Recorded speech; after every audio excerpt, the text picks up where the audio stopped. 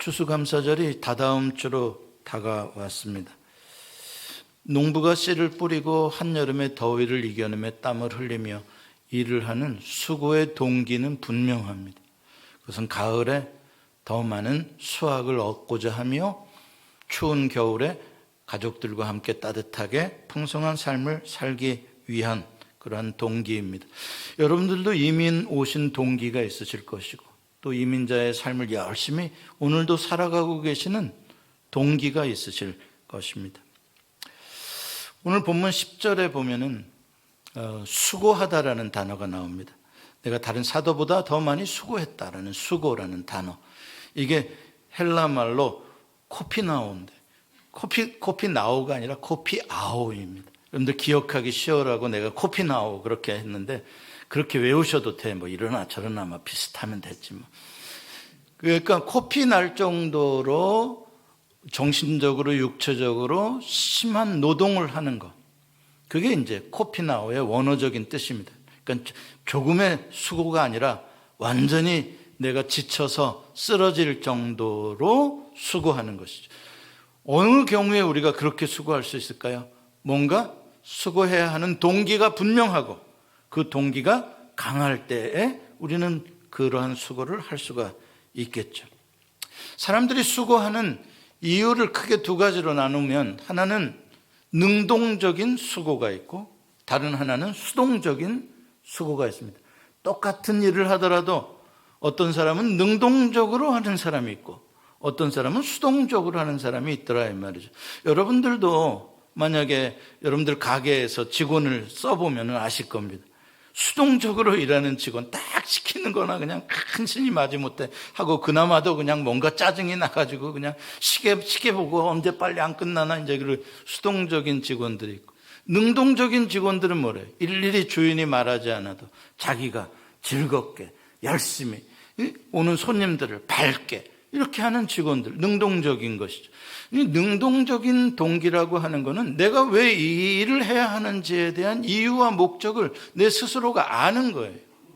그 가치를 아는 거예요. 그래서 내가 이 일을 하겠다라고 선택하고 하는 거예요. 자발적이죠. 자원하는 거죠. 그러니까 훨씬 뭐예요? 일의 퀄리티가 좋고 뭔가 퍼포먼스가 뛰어난 거죠. 그러니까 아이들이 똑같은 시간을 마지못해 엄마한테 혼날까 봐 책상에 앉아있는 아이가 1시간 보낼 때 공부하는 성과와 적극적으로 내가 왜 공부해야 하는지를 알고 1시간 앉아있는 아이의 성과는 천지 차이인 것과 똑같은 것입니다.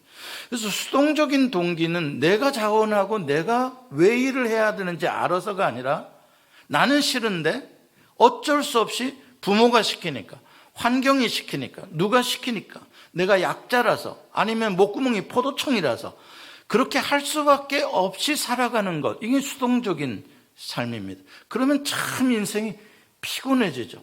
똑같은 일도요, 능동적으로 내가 하고 싶어서 하는 것과 하기 싫은 걸 억지로 하는 것은요, 똑같은 일도 그 피곤의 차이가 천지 차이입니다. 제가 요새 제 아내를 간병을 열심히 하고 있지 않습니까? 해보면은 알아요. 하기 싫을 때 뭐 이거 해라 저거 해라 그러면 오 정말 막 그냥 왜 앉아있다 일어나는 게 그렇게 힘든지 몰라요. 그까짓 거 뭐 좀 앉았다 일어나는 거 뭐. 그런데 내가 이러면 안 되지. 회개하고 자원하는 마음으로 바뀌었을 때는 힘들지가 않는 거예요. 근데 그걸 분명히 차이를 느끼겠더라고요. 내가 방위 생활할 때는 정말 시간이 안 갔어요. 그러니까 이렇게 내가 수동적으로 뭔가 누군가의 명령을 받고 그것을 마지못해 해야 하는 상황들에 있을 때는 참 인생이 피곤하고 어려워요. 그래서 인간은 이렇게 수동적으로 사는 인간과 능동적으로 사는 인간으로 나뉘어지게 되는 것이죠. 그래서 능동적으로 살아가는 사람들을, 그런 동기로 사는 사람을 자유인이라고 하는 것이고, 늘 수동적인 동기에 끌려다니면서 사는 사람을 노예라고 하는 것이죠. 그러니까 하나님이 우리를 자유케 하시려고 예수님께 십자가를 지셨다는 것, 우리가 그 전에는 어떻게 살았다는 거예요? 노예처럼 끌려서 수동적으로 마지못해 살아갔다는 거예요. 애굽에서의 노예 생활이 상징적으로 그걸 말해주는 것이죠. 하나님은 그런 삶을 해방시켜서 어떤 삶으로 바꾸어 놓으셨다고요? 젖과 꿀이 흐르는 땅을 주는 거예요? 아니요. 그게 아니라 자유인으로서 내가 왜 광야에 나왔는지, 내가 왜 광야를 지나가고 있는지, 내가 왜 약속의 땅으로 들어가야 하는지, 나의 삶의 이유와 방향과 목적을 내가 인식하고 그것을 하기 위해서 힘들어도 참고 그 길로 전진하는, 이 자원하고 자발적인 능동적인 자유인으로 바꾸어 놓으시려고 하나님께서 애굽의 노예로 살던 사람들을 자유인으로 해방시켜 주신 것이에요. 여러분, 우리가 구원을 너무나 교리적으로, 너무나 종교적으로, 신비적으로 생각하는 경향이 있어요. 마치 죽어서 천당 가면 구원이다. 아니요. 하나님께서 말하시는 것은 이 땅에서 그동안 노예로 수동적으로 마지못해 팔자 때문에, 이놈 팔자 때문에 죽지 못해서 목구멍이 포도청이라 이렇게 살던 인간들을 갖다가 바꾸어서 감사로, 기쁨으로 내가 왜 살아야 하는지, 무엇을 해야 하는지 그 모든 것들을 알고 새로운 꿈을 갖고 그걸 하기 위해서 이 보람 있게 살아가는 자유인으로 만들어주는 것, 그걸 구원이라고 하는 거예요. 그러니까 여러분들이 구원받은 사람이라는 것은 무엇으로 증명되는 거냐? 여러분들의 삶이 즐겁고 행복하고 기쁘고 내가 원한 거, 내가 일하고 그렇게 살아가고 있는 모습이라면 여러분들은 구원받은 자유인인 거예요. 그런데 나는 구원받았다면서도 마지못해 그냥 살아, 그냥 지긋지긋해 사는 게 왜 죽지도 않나 몰라. 이거는 구원받은 게 아니에요. 그렇게 살던 사람들을 바꾸어서 오늘 하루를 살더라도 기쁨으로 감사로 남의 뜻대로 사는 게 아니라, 이놈의 자식들 때문에 내가 마지못해 사는 게 아니라 왜 그렇게 살아, 인생을 한 번 사는 인생을. 그게 아니다 이 말이에요. 나에게 주어진 나의 인생을 내가 결정하고 내가 원하는 방식으로 내가 생각해서 내가 기쁨으로 오늘 하루의 일을 하더라도 내가 하는 거예요. 여러분들 직장을 다니시는 분들, 혹시 남의 직장이더라도 직장을 다니시는 분들, 진짜 목구멍이 포도청이라 이런 자세로 살아가는 건 그리스도인이 아니에요. 오늘 하루에 나에게 주어진, 내가 움직일 수 있는 이 모든 것들은 내가 결정한 것이고 내가 판단하는 것이고 여기에서의 보람과 가치와 여기에서 기쁨과 행복을 여러분들이 찾으셔야 되는 거예요.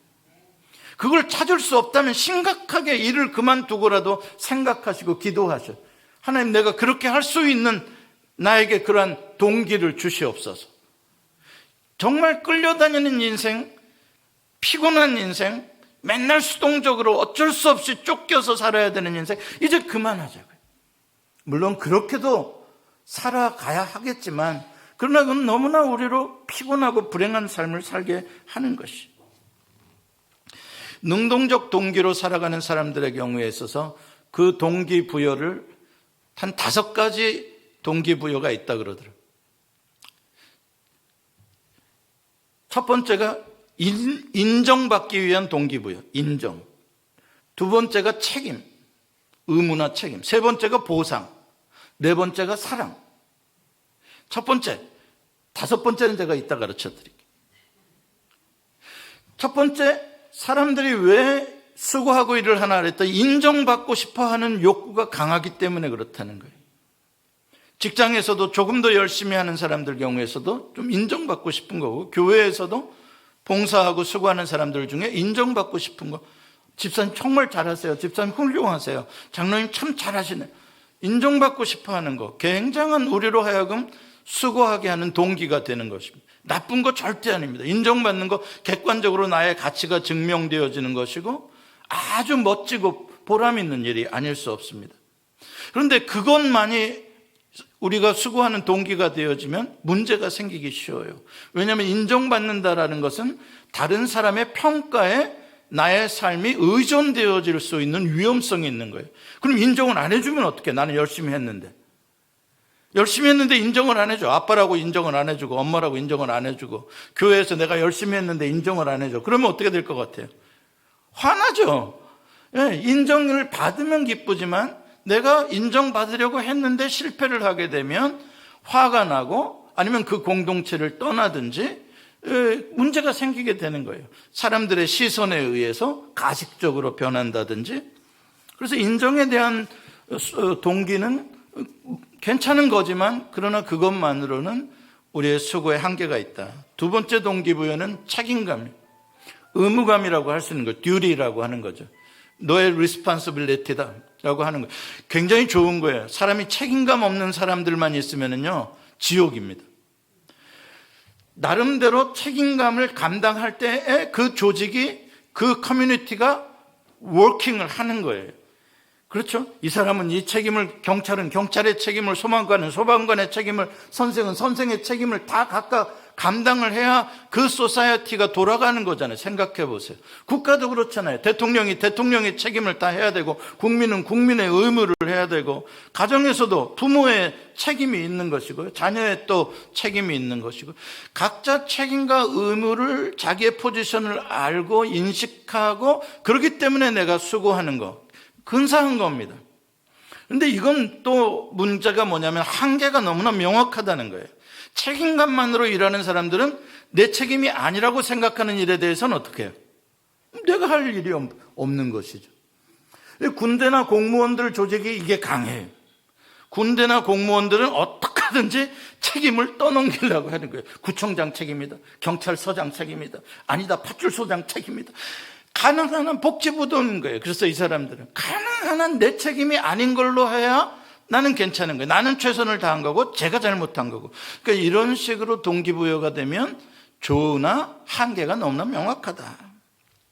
그리고 오히려 다른 사람들이 자기 책임을 감당하지 않는 것에 대해서 불평하기가 쉬워진다. 세 번째 동기부여는 보상입니다. 이거는 아마 모든 조직에서 모든 시대에 가장 보편적으로 써먹는 동기부여일 것입니다. 정민아, 열심히 공부해봐. 이번에 올해 받아와. 너 원하는 제일 빠른 스피드의 컴퓨터로 바꿔줄게. 그렇죠? 동기부여이죠. 가장 많이 써먹는 것들입니다. 직장에서도 이걸 잘해주는, 인센티브라 그러잖아요.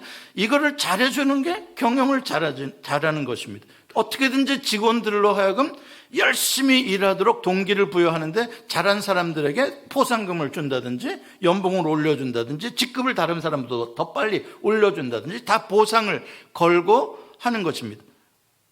얼마나 좋습니까? 교회에서도 이 보상으로 설교하고 또 보상으로 유혹하는 경우도 참 많이 있습니다. 봉사와 헌금을 많이 하면 천국에 가서 상급이 많습니까? 적습니까? 이런 설교 들어보신 적 있으십니까? 어떤 사람이 죽어서 천당에 갔어요. 김 집사와 박 집사가. 근데 천당에 갔더니 김 집사 집이 너무 맨션이에요. 너무 좋은 거야, 집이. 와, 그래서 박 집사도 기대를 했어요. 내 집은 어디예요? 그래서 저 집 갔더니 이 집은 짓다가 만 집이 있어. 지붕도 없어. 왜 김 집사 집은 저렇게 좋은데 내 집은 짓다가 말았습니까? 그랬더니 네가 땅에 살 때 자재를 들 보냈다. 천당으로 헌금을 드렸다는 거잖아요. 네가 자재를 다 보냈으면 완성이 됐을 텐데 네가 헌금을 떼먹었기 때문에 천당에서 네 집이 저렇게 짓다가 말았다. 이런 소리들 들어본 적이 있을지 모르겠어요. 저는 그런 설교 안 하죠. 근데 왜 이게 통하냐면, 왜 이런 설교가 통하냐면, 이 사람의 심리가 이렇게 보상 심리가 늘 있기 때문에 이런 거예요.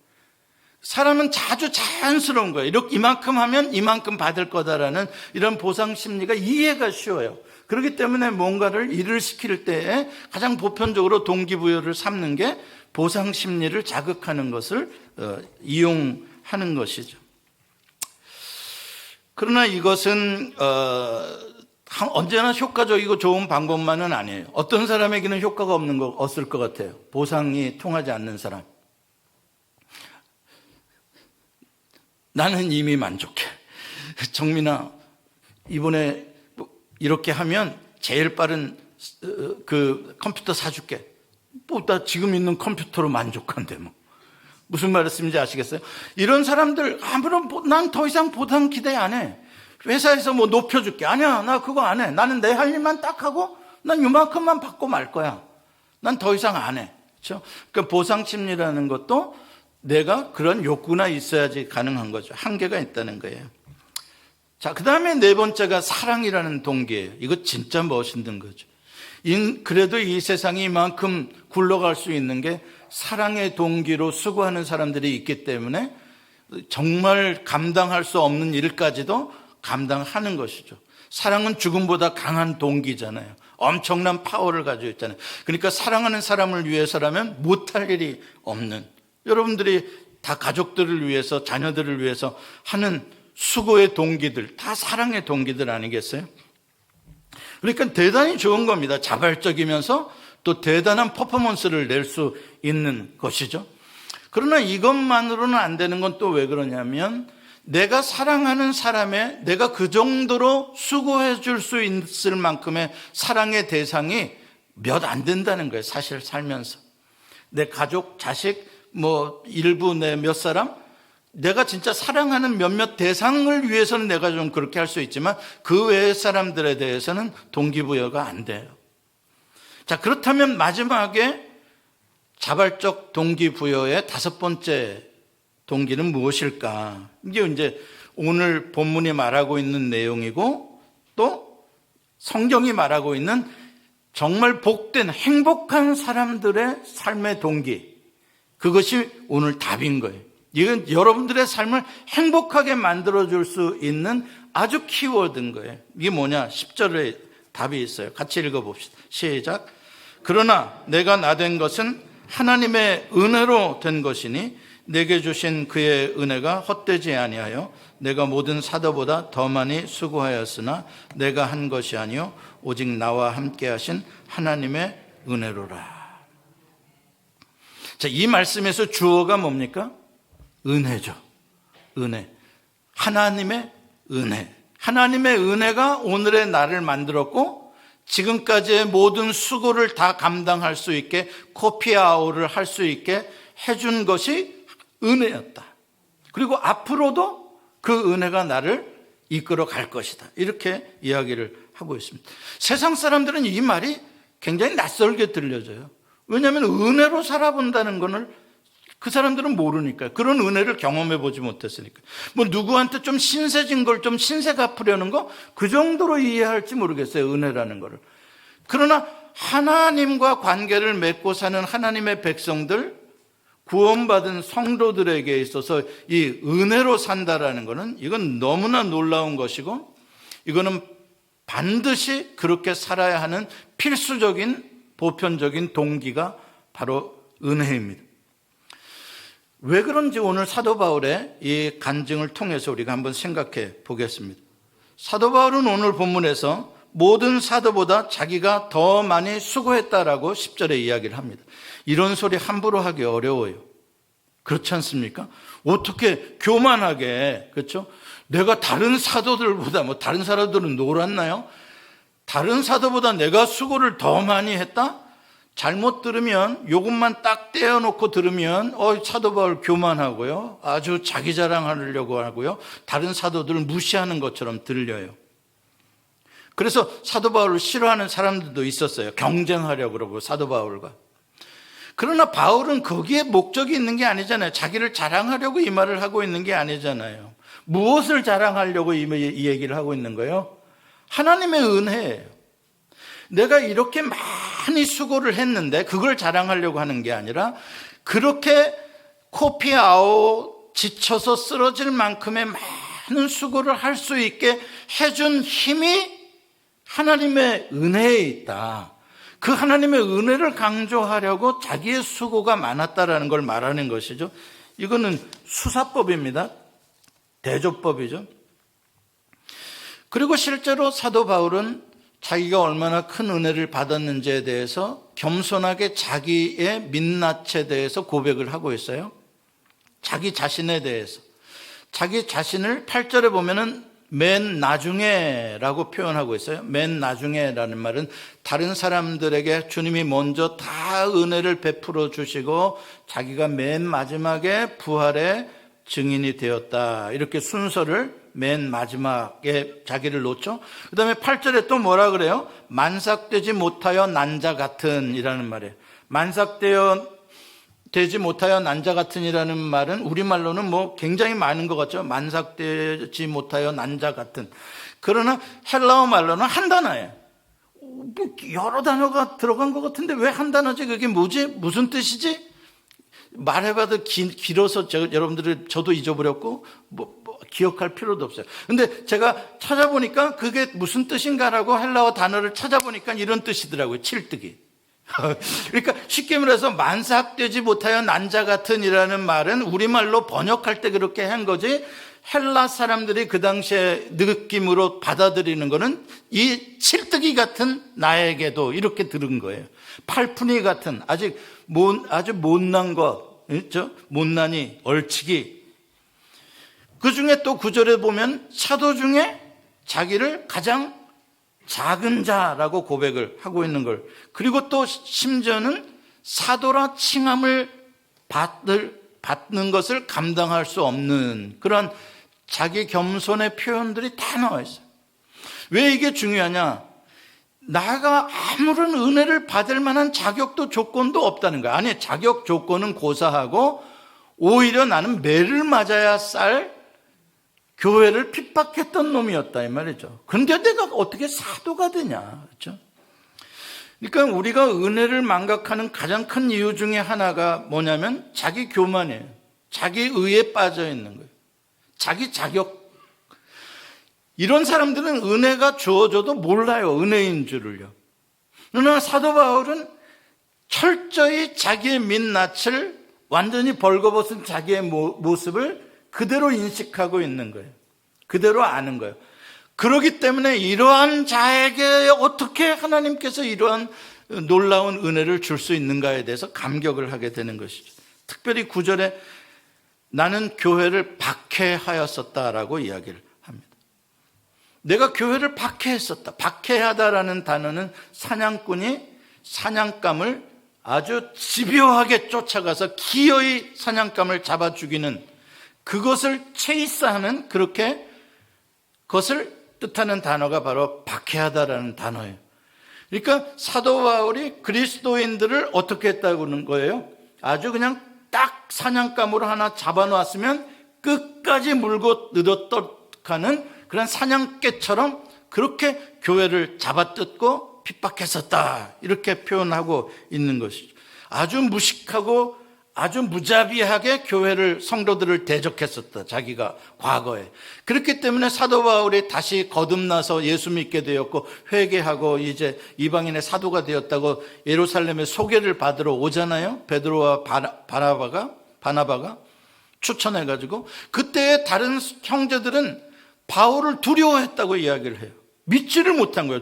저렇게 나빴던 놈이 아주 악명 높은 교회 핍박자인데 제가 진짜 예수 믿고 변했다고? 저거 가짜 아니야? 우리 잡아 죽이려고 스며 들어온 거 아니야?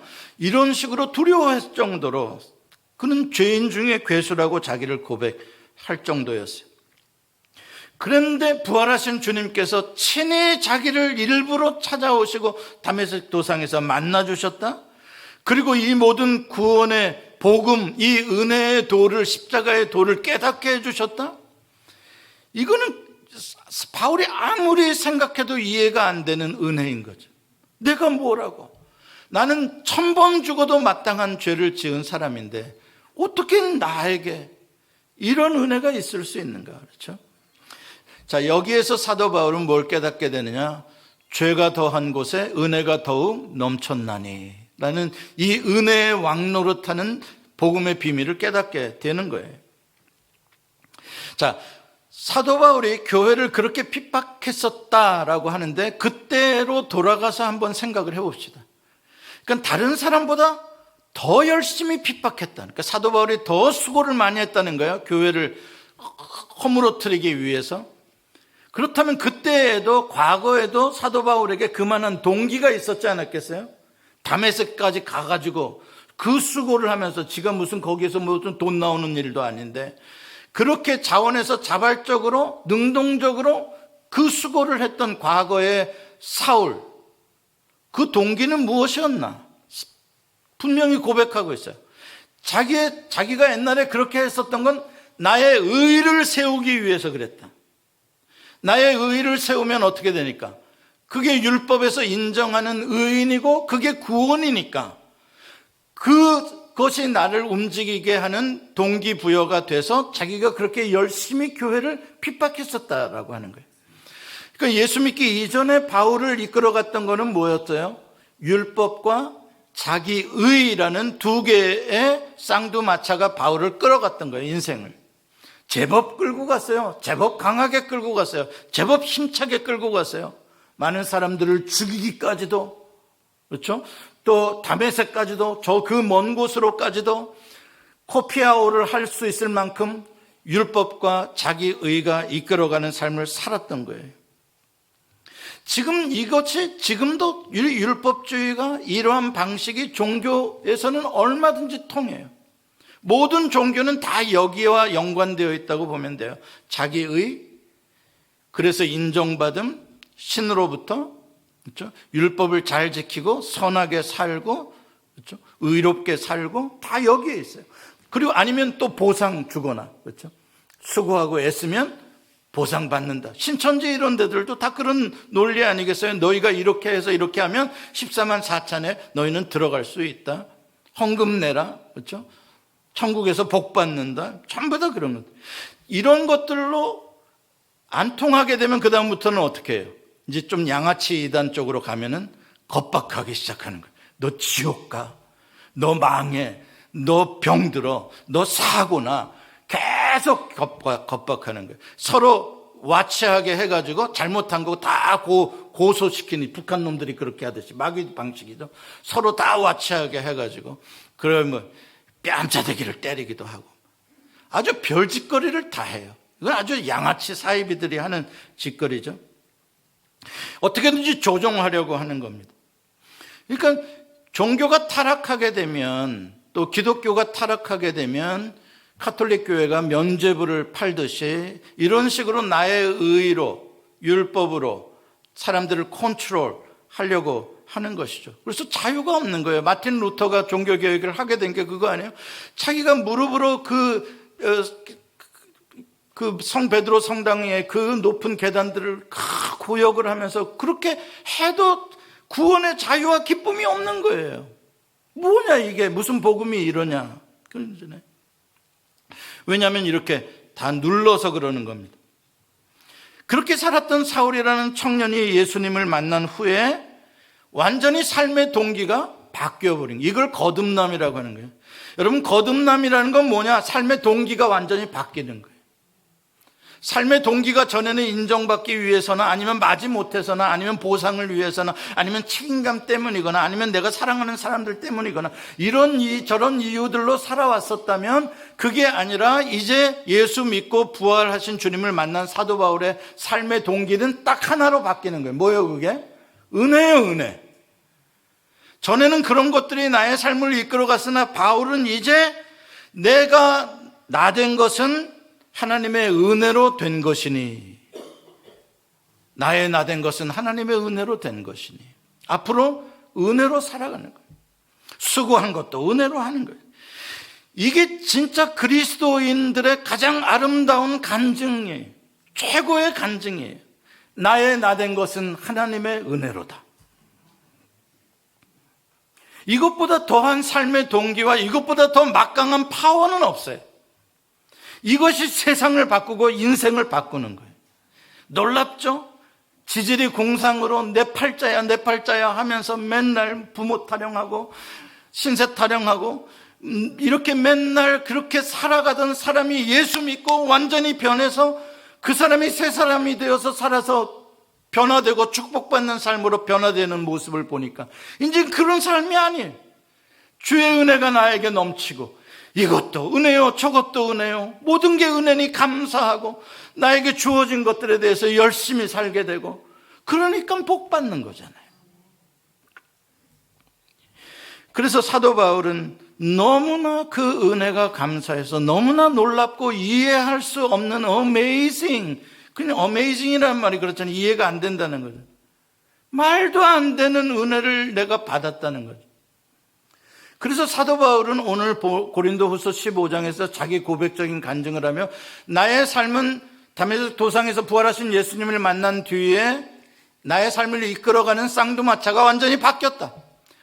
옛날에는 율법과 나의 의라는 말이 나를 이끌어갔다면 이제는 주의 부활과 주의 은혜가 나의 삶을 이끌어간다.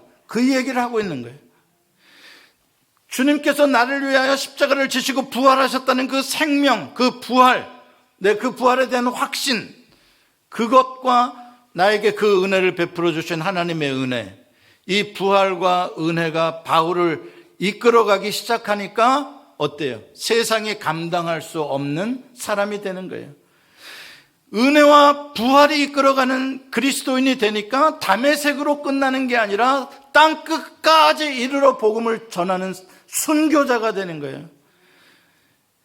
전에 율법과 자기 의로 살았을 때는 내가 다른 사람을 죽이는 정도의 열심이었다면 부활과 은혜가 이끄는 삶을 사니까 내가 순교자가 되는 자리까지 이르게 되었다 이 말이죠.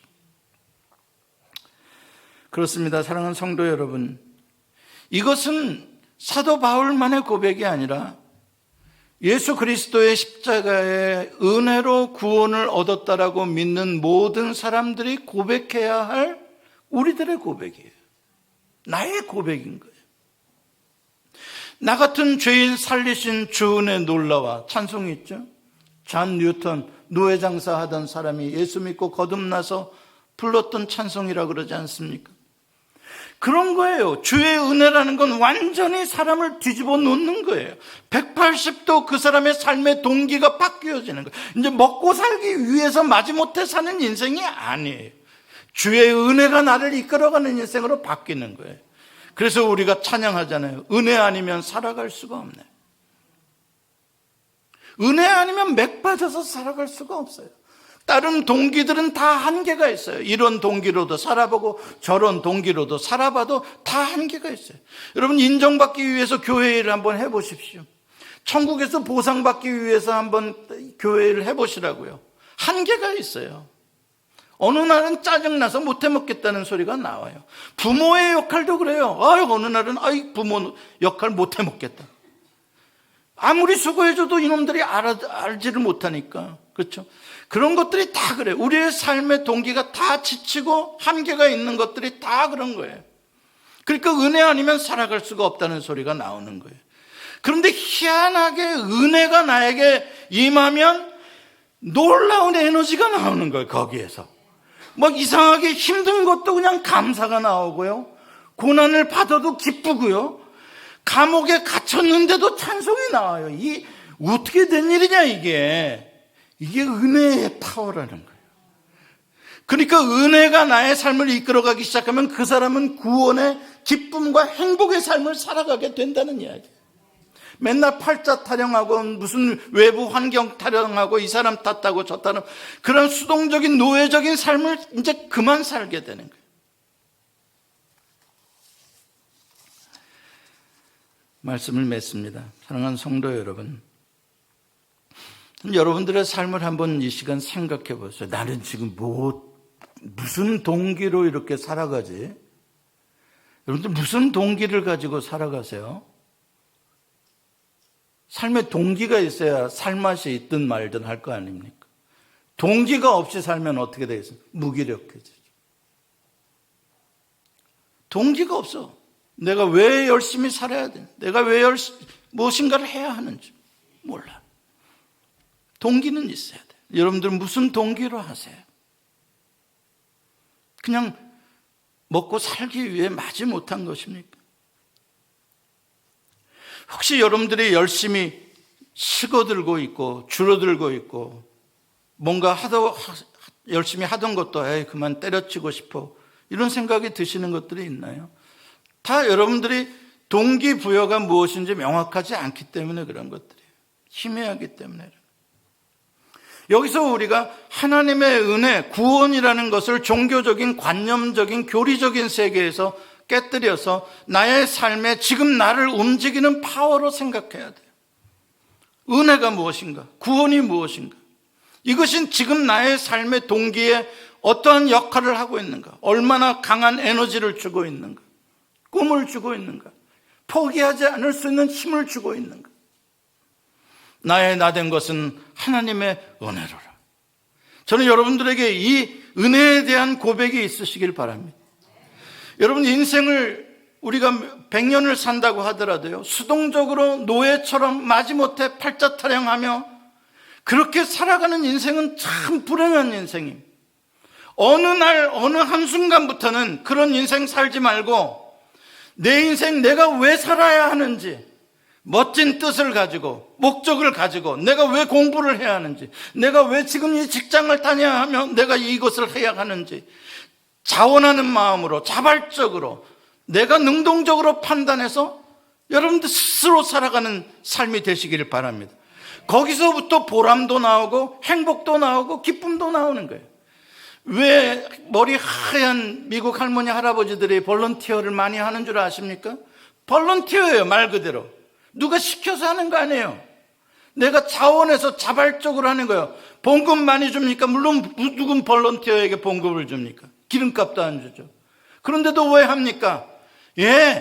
바로 그거예요. 자원하는 삶, 내가 왜 이것을 해야 하는지 그 가치를 아는 삶이 행복하고 기쁘기 때문에 하는 거예요. 여러분, 인생은 이렇게 두 가지로 나눠져요. 여러분들 앞으로도 똑같아요. 여러분들의 인생은 맨날 누구 촬영, 내가 남편 잘못 만나서 여기까지. 언제까지 그럴까요? 그 남편 죽고 나면 이제 내가 자식 잘못 만나서로 똑같을 텐데.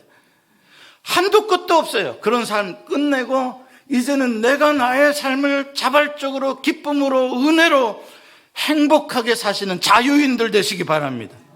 기도하십시다.